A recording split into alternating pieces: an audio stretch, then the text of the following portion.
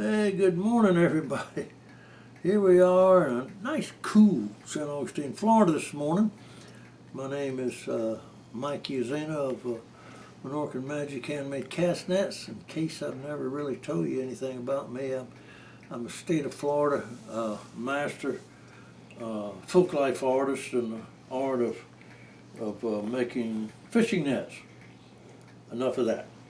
What I want to do today is go over several things. One in particular, let me answer a quick question because I get lots of questions and I love them, for either phone calls or emails, and I don't like to give people's name. I don't want to embarrass anybody, but I got a question from a gentleman who wanted to know how many sinkers does it take for a 3-foot net?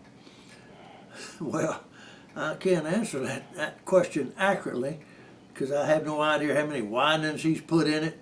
But the simple answer is count the meshes around the bottom of that net, however big it is, whether it's 3 foot or 20 foot.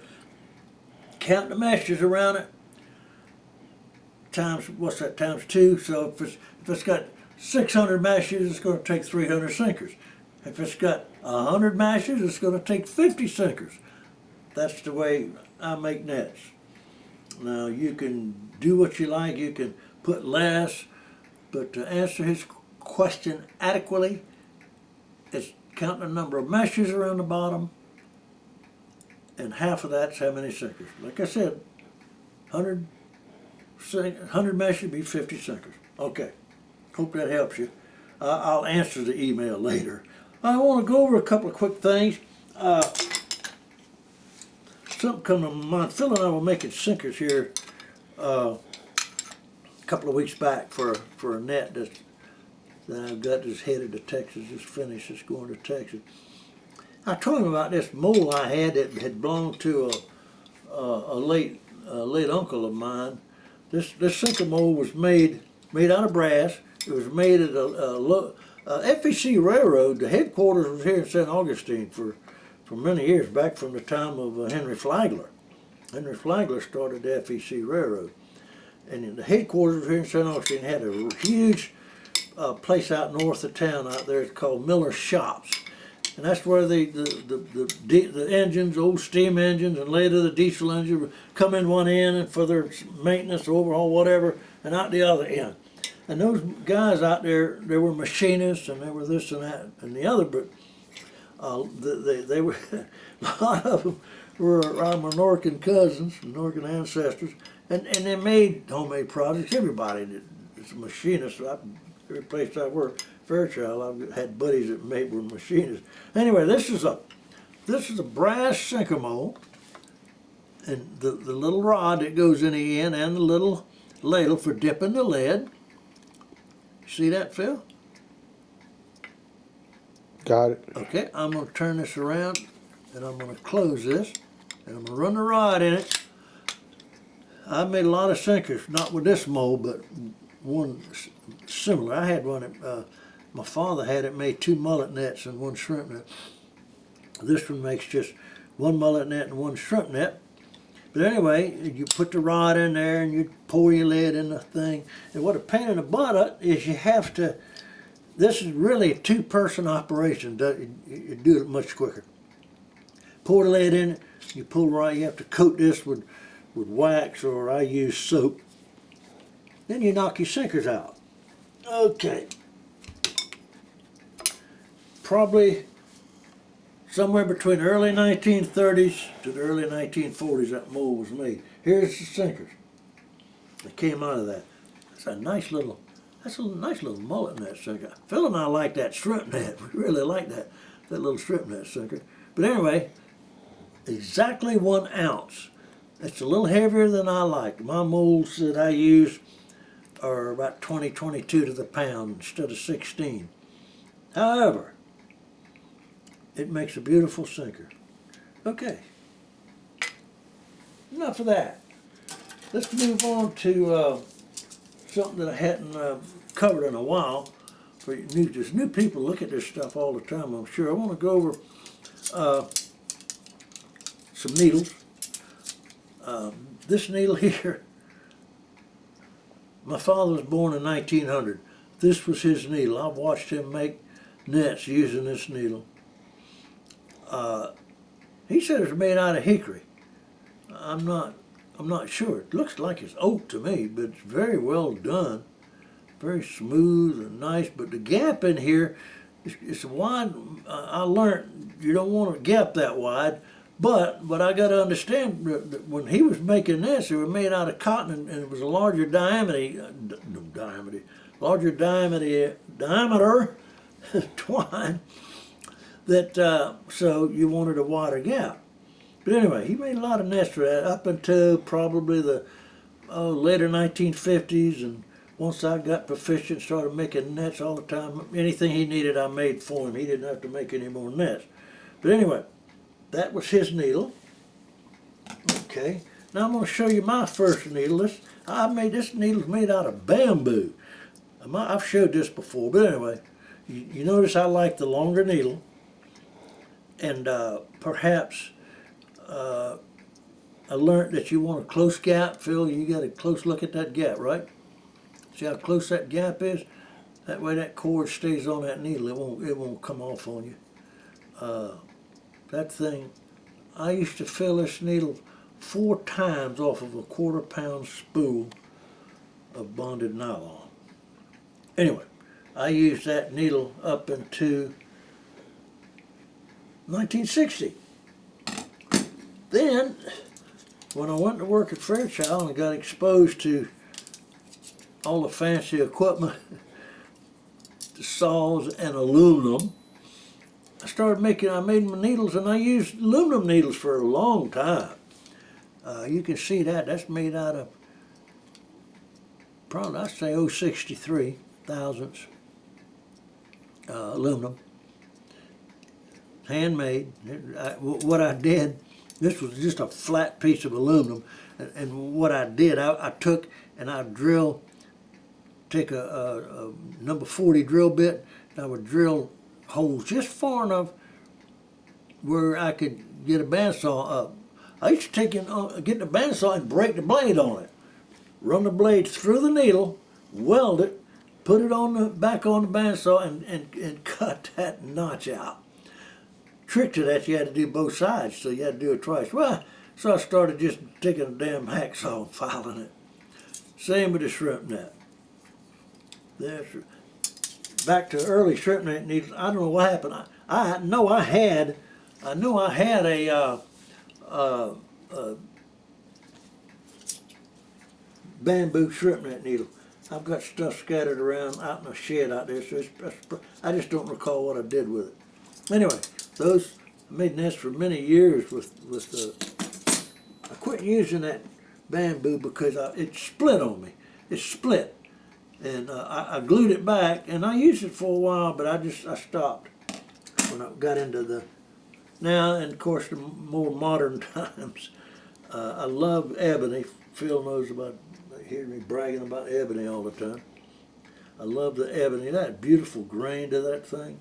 It's just pretty. And notice that gap, how close it is. But with this Dacron, you gotta have a close gap. I mean, no ifs, ands, or buts about it. If you don't, it's going to come loose on you. It comes loose on the needle. It gets real messy on there, and I don't know. Okay, so now, one last thing, a little last quickie, and I'm not going to go into this. I've got a net there. I've got a 7-foot mullet net that you heard me talk about, what is this fit? A fid. A fid. F-I-D. F-I-D. It's just nothing but a little plastic tube with a point on one end and a hole in the other end. I'm going to take this 3/8. These come in different diameters, by the way. I only got 2. I've got one for 1/4 inch rope and one for the 3/8. What you do, you take this and you just slide it in there. You just slide it in there until it stops. Then you're gonna come in here at some point where however long you want your line, and you're gonna come in here like this, and I'm gonna just punch this into that hollow braid, and I'm gonna slide it What do you call that? I'm going Poly? too fast. Going too fast for you? No. What do you call that line? Poly? Poly. Poly braid? It's hollow braid poly rope, polyurethane. You just slide that along to I got this. I went in a little bit, and I'll pull that out and redo it. It needs to be. You don't really need this long, although it doesn't hurt anything. I mean, it doesn't hurt a damn thing. Ah, I can pull that back just. And that's what you do. Then you just simply pull this out. You just come right back in another spot there and pull it out, and that's it. That's how nice that is. And I wrap this with a line, one spot here, and I'm gonna pull this back. It's a little bit too. Okay, that's better. You want your hand to slip off easy. Yeah. All right. Okay. What I want to do today is another favorite question that I get about starting nets. Out my way. Because what I'm going to do is I'm going to start this thing, get through this as quick as possible. And if you look at YouTube at different net makers, they do things different, and that's what I've told you time and time again. The way I do things is not the only way to do it. It's the way I was taught. You know, I questioned a net maker down Southwest Florida that was making nets, and I questioned the amount of widens he put in the net. And his simple answer was, that's the way I was taught. So that's it. Basically, that's the way you're taught. So that's the way you do it. Now, what I see them do this so many different ways. To me, and I said to me, this is the best way to do it. And the reason I say that is because you're going to see why in a bit. This is line, the same diameter line. I'm going to make the net out of 30-pound test Dacron. I'm doubling it. You see what I'm doing? I'm doubling it. And I'm going to come up here. And this is an important knot. You want this son of a gun good and tight, because this will slip over time pulling on it like I do. And so what I'll do with this, I'll take this son of a gun here like this and catch it like this. See, I'm putting some DBs on that son of a gun, pull it good and tight. Okay, now we're ready to start the net, and that's basically, and because this is what's going to go around that horn that you put in the top of that net. This is what's going to secure it. So why not start with this now instead of using rings and wire and different kinds. I've seen them use coat hangers and these little round rings. And when you finish the net, you've got to take the thing out and fish line through it. You don't have to do none of that with this. This, to me, is the best way to do it. That's me, all right? Not the only way, I'm telling you. Now I'm going to come over here and put this on the doorknob. I'm not going to do much of this. I'm going to take up much of your time. I'm just going to start it and tie a few. Now, what I do with my first row, I like to use a little bit bigger, a little bit larger diameter. Not diameter, gauge. What's the gauge? That's 3/4 of an inch. That's 3/4 of an inch. The net is going to be 5/8. That's going to be the actual size of the net right there. That's 5/8. That's 3/4 of an inch. But the reason I like to, just the first row, I like to use a little bit bigger because you lose so much of it that goes around the horn. However, better than explain that to you. I've done this before. This isn't something I've never done before, but I keep getting, people don't see this 50 plus videos I've got on YouTube. I guess it's a little bit hard to dig through them. But anyway, see what I'm fixing to do? I'm going to guess at this being 3/4 of an inch doesn't make any difference. Doesn't make any difference about that.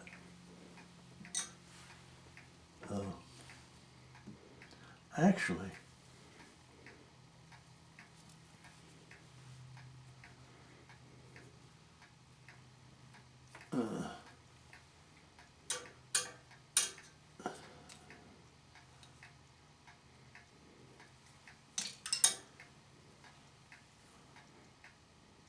all right. Now, you've heard me say you have to double tie. You have to double, and this first one is the most important one in reference to good and tight.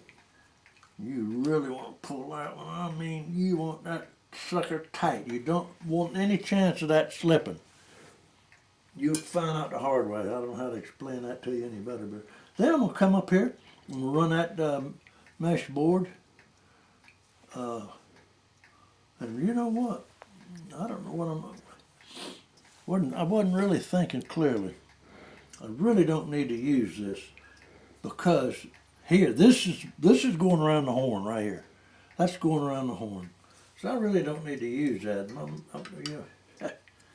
Sometimes I wonder where I'm at. So I'm going to go right straight to the 5/8 because that is 3/4 and they're all going to be 3/4. I'm going to come in here like this, in between. I'm going to pull this down. Very important here. You got to really watch what you're doing now. Nice and even. And I'm going to double do this. I'm going to come through here. Somebody asked me a while back, could you use the Flying Dutchman on this first row? My answer is absolutely not. There's no way to use the Flying Dutchman. You see what I'm going to do? I'm going to pull it nice and tight. That's the first one. Now I'm going to do 41 of these. 41. And when I finish, I'm going to tie the tail and the line off the needle. We'll tie together the same width as this. And we're ready to continue. Starting of the circle. You hear me talk about a handmade net is nothing more than it's a continuous circle. You see what I'm going to do here, and you want to, and periodically you want to take and make sure you stay inside of that loop. Periodically you're going to stop and check this. You want these things to remain the same. From the first one to the last one. It's important. When you tie in, if that thing is uneven, you're in for trouble the whole length of that damn net. Believe me. You don't want it out of shape. So usually I don't do any counting for a while. I've done so many of these damn things that I can just look at it and tell how many, close, no way to tell exactly, but I tell within 4 or 5.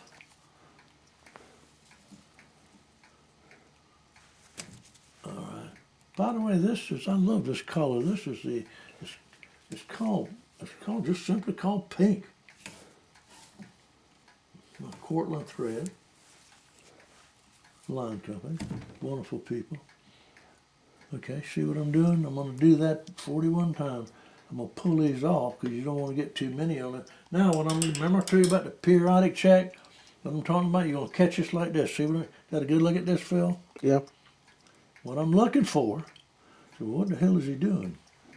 What I'm looking for, you want these even up top? Can you see it? Hold it steady. See how those 2 knots match up? You got that? Yep. That's what you want to see. All the way for the whole length. And tie 5, 6, 8 and stop and check it. Now, if it gets off on you, and it's going to, is what you want to do. If they're too long, you want to tilt the gauge this way. See what I'm doing? I tilt the gauge up that way and tie one and stop and check it. If they're too short, then you're going to tilt the gauge down that way and tie a mess and take it off and check it. Shouldn't get too bad on you, but do keep a good watch on that, because you want that thing pretty when you, oh, what the hell have I got there? I got an extra knot on an extra loop. But anyway, I don't think I need to do any more. I've covered this. This is I'm beating a dead, what's the old saying, beating a dead horse? Mm-hmm. But I think that this is a little net that I'm going to use as a demonstrator. We got a couple of, I got a couple of things coming up in March that I do part of my heritage stuff, and another thing. So this line, see what I'm doing? I'm putting a couple of half hitches because I won't be doing this for a while. I don't want that line loosening on that needle. If you don't do that, it'll loosen. It's already, see how it does? I don't care how hard you try. And when you fill that needle, you mentioned that. When you're filling that needle, pull it tight. Keep it tight. Don't have any slack in it. Because if you don't want to have issues down the line.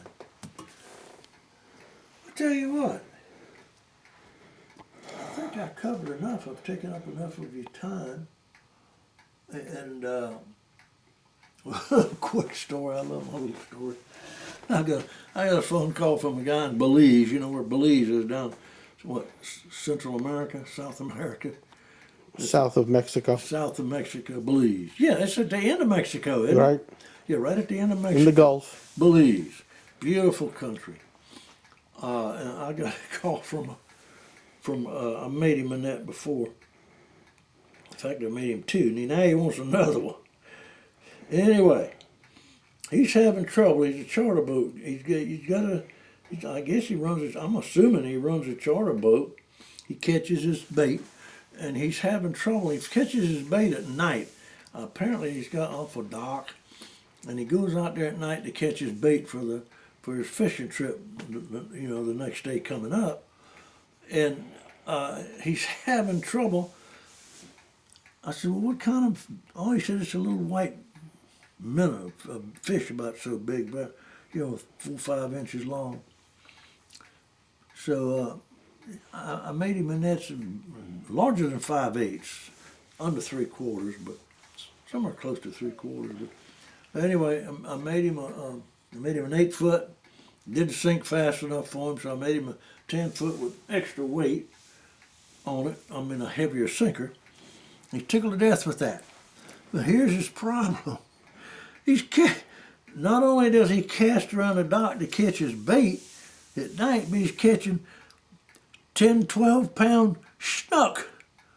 Holy cow, 10 or 12-pound snook. That's a good, what's that, Phil? That's that snook, it's that big, isn't it? Yeah, it's a good sized fish. Anyway, now snooker, they're around the gill plates are sharp as around the mouth. It's sharp. And what it's doing is that with all their twisting and turning around, that's a heavy fish.